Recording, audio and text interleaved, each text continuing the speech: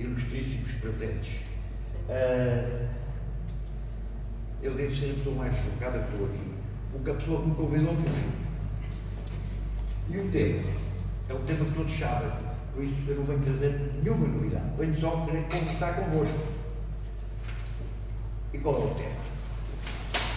Todos sabem, eu venho conversar convosco, são os 50 anos do 25 de Abril.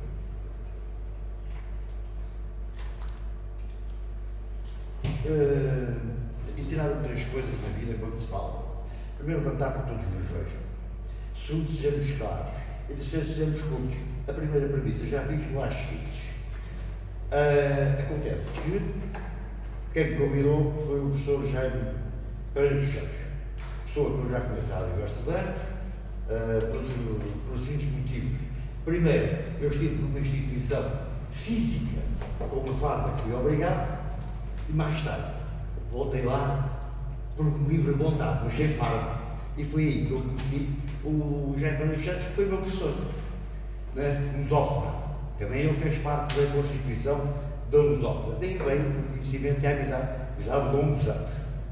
Por isso, já fiz isto, e como diz um amigo meu, até quando é que existe a universidade? É quando as obras acabaram.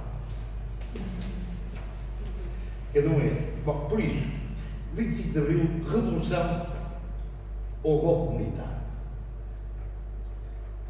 Isto é umas ideias soltas, não há fio, porque foi dito, falas aquilo que quiseres, vai lá que é conveniente lá ires.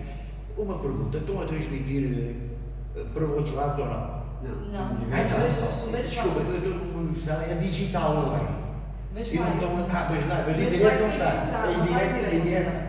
Mas é muito digital a universidade. Está bem, desculpem a minha falta de conhecimento. Não apresentando os 25 anos do 25 de Abril de 1974, é toda a pertinência questionar se estivemos perante uma revolução ou um golpe militar. Recordemos que em 1822, fez há pouco tempo, 200 anos, foi aprovada a primeira Constituição Portuguesa. Pouco só vou falar, não sei se foi da pandemia ou de outros fatores, mas é uma realidade. Ora bem, para uma melhor compreensão do fenómeno social ocorrido em 74, é necessário remontar. Sim, atenda. Não, atenda. Nós aguardamos. Estava desligado, mas entrou pelo Wi-Fi. Sim, agora nós aguardamos. Já, veja lá. Já pode continuar? Para já ser uma conversa entre todos. No fim vai ser uma conversa entre todos. E por isso, recordando, 23 de setembro de 1822 foi a primeira Constituição. Para uma melhor compreensão do que foi o 25 de Abril, o ato militar, e já vamos ver se teve espírito ou não, temos que regressar ao ano que vai fazer, dentro de 2 anos, 100 anos, 28 de maio de 1926. Porque, se não tem havido o golpe militar 28 de maio, o golpe militar ou a revolução, já vamos ver o caminho que ele quer seguir, de abril de 1974, não tinha ocorrido. Esse golpe militar teve uma figura, não estamos a falar de 1926, é um nome engraçado, fica na memória das pessoas, porque mais tarde vamos trocá-los, e vai dar outra situação. Foi o general Gomes da Costa. Foi a figura de proa. Figura essa de proa que só durou 2 meses. E 11 de junho desse ano, prisão. E foi deportado para Angra do Heroísmo. Por que é que ocorreu esse golpe militar? Devido à situação política, social e económica que o país vivia. A todo momento, segundo reza a história e de reza os factos, haveria lutas e guerras entre forças partidárias, não como hoje de palavras, mas em atos físicos. E qual era? Havia programa político? Não. Qual era a ideia? Era muito simples. Uma política ampla, generosa, de conciliação nacional.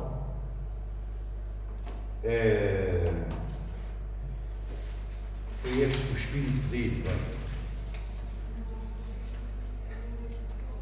Até 33 durou aquilo que se chama a ditadura militar. Depois de 33 teve uma figura ímpar, que é muito pouco falada, é muito recordada, mas que foi o espírito que ainda vivemos hoje.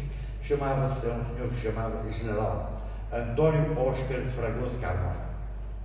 Foi esse senhor que, após o anterior, governou Portugal. Foi nomeado a 26 presidente interino e fez mais 3 mandatos, vindo a falecer no exercício das funções, seguido pelo Francisco Higino Craveiro Lopes e do Américo de Deus Rodrigues Tomás, que com o 25 de Abril foi expedido. O que é que caracterizava o regime? O regime presidencialista. E a nomeação do Presidente do Conselho de Ministros era da responsabilidade do Presidente. Há aqui não sei se estão a ver a situação, o Presidente do Conselho de Ministros ao tempo, hoje o Primeiro-Ministro, dependia do Presidente, quem mandava era o Presidente. Ocorreu um facto histórico interessante, que desde o tempo que existe República em Portugal, na monarquia não há registro, só ocorreu uma vez em Portugal. Este facto histórico, que é um plebiscito. O que é um plebiscito? Quando se pretende fazer uma lei ou assumir um compromisso, uma nação, consulta o seu povo para saber o que é que o povo pensa. E a realidade é que a Constituição 33 resulta de um plebiscito. O projeto de Constituição, ou seja, o que vai dar mais tarde suporte àquilo que se chama Estado Novo. Como é que caracterizamos a Segunda República? É muito simples. Quem decide e decidirá sempre é o chefe de Estado e o governo, por ele livre, nomeado. Sem finanças sólidas, não há economia sã. Parece que é nos tempos de hoje. Sem uma boa economia, não há paz social. Sem sociedade em paz, inutilmente, procura o equilíbrio político. Parecem palavras do tempo de hoje, mas era o espírito do tempo. Um outro elemento constituinte era a unidade do território nacional, independente da sua localização geográfica. Falta de liberdades democráticas, polícia política, censura à imprensa e proibição de partidos políticos. Havia uma força política que representava todos os partidos políticos. Aqui, a título de curiosidade relativo à censura, eu trouxe um livro que foi recentemente, um ano ou dois, editado, e trouxe por curiosidade, porque nos transmite um espírito psicológico de quem praticava atos. Ok, quem praticava a censura ao outro cidadão.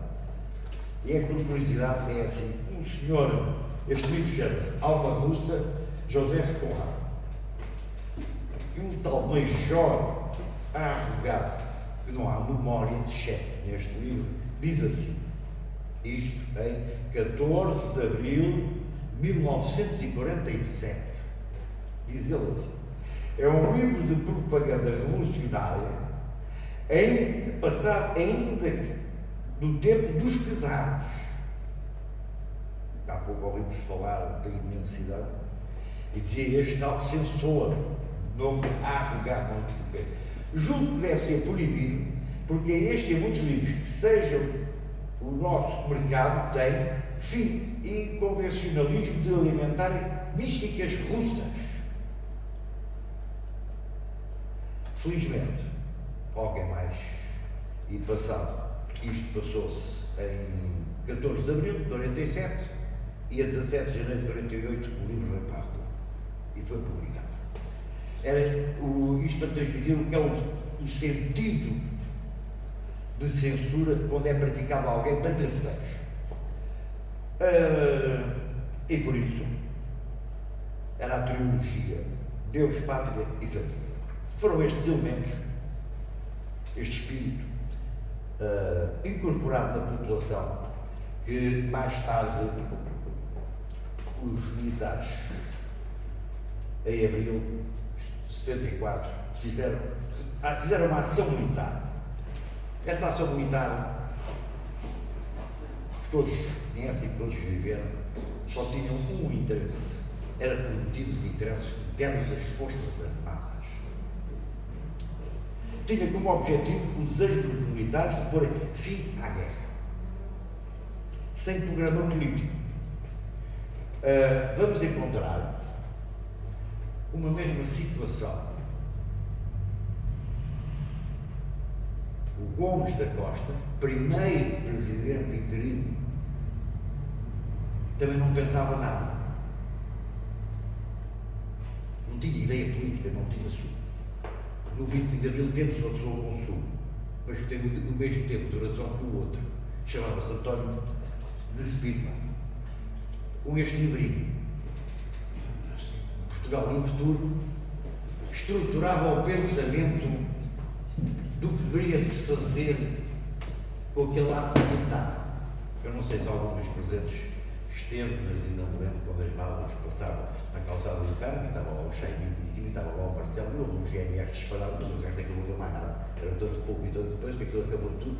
Um outro foi lá o general, sim senhor, entrou e saiu, morreu o assunto. O assunto ali ficou. Como bom costume, não há porque ouvi uma palavra, bons costumes, não é? Eu ouvi aqui uma palavra, já agora só voltando daqui atrás, como passou qualquer coisa aqui que me esqueci. Pois esqueci de referir, eu ouvi falar em autoridade. 33 de 26 a 74 funcionava o princípio da autoridade. A autoridade, ordem. Sem programa político. E daí o Sr. General António de Spidman, que assumiu as funções de presidente, ao fim de poucos dias, de maio a setembro de 74, o senhor vai-se embora. Porque o pensamento político que existia e que se tentou agarrar às Forças Armadas, que vinham só com o propósito de acabar com a Guerra da África, propunha algo diferente daquilo que a gente já ouvimos, que eu já lá cheirei e já falarei sobre a matéria. Então o que é que caracterizou? E então chegámos ao ilustre segundo Presidente da República, que se chamava, isto é que há pouco chamei, referi uma situação chamada Francisco Costa Gomes. Por isso temos Gomes da Costa e termina com Costa Gomes, que foi o último Presidente da República não eleito e foi o último do período deste período.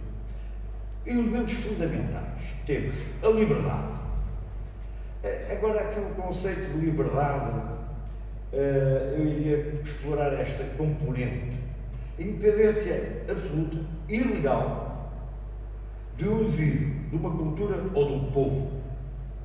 Eu sei que é vasto, a liberdade, mas poderemos tomar como este o pressuposto. Democracia.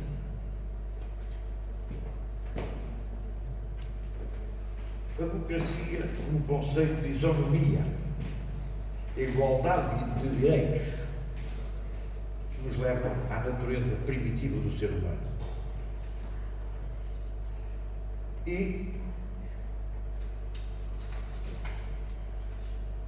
realizaram-se em 75 as primeiras eleições livres, foram eleitos e tomou posse um general. O povo votou e ganhou um general, e que terminou em 86.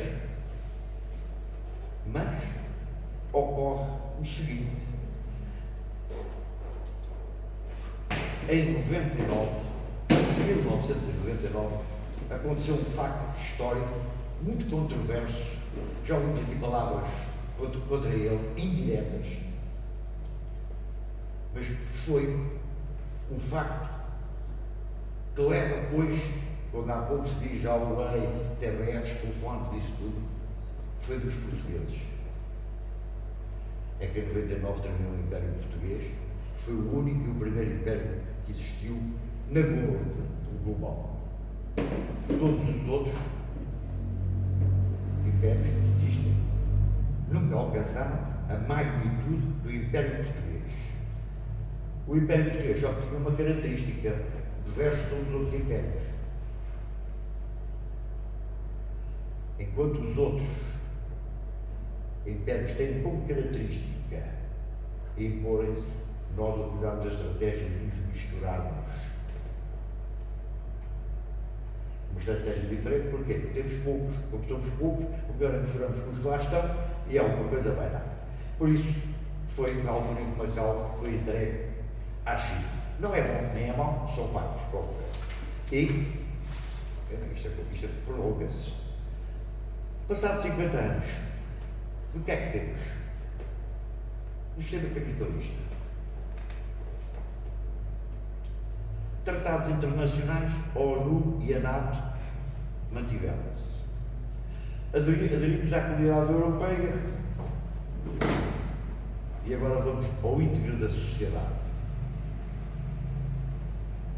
A religião não oficial manteve-se. É cristã na versão católica. Um calendário com 7 feriados religiosos. A música manteve-se, o fado. O desporto manteve-se, o futebol.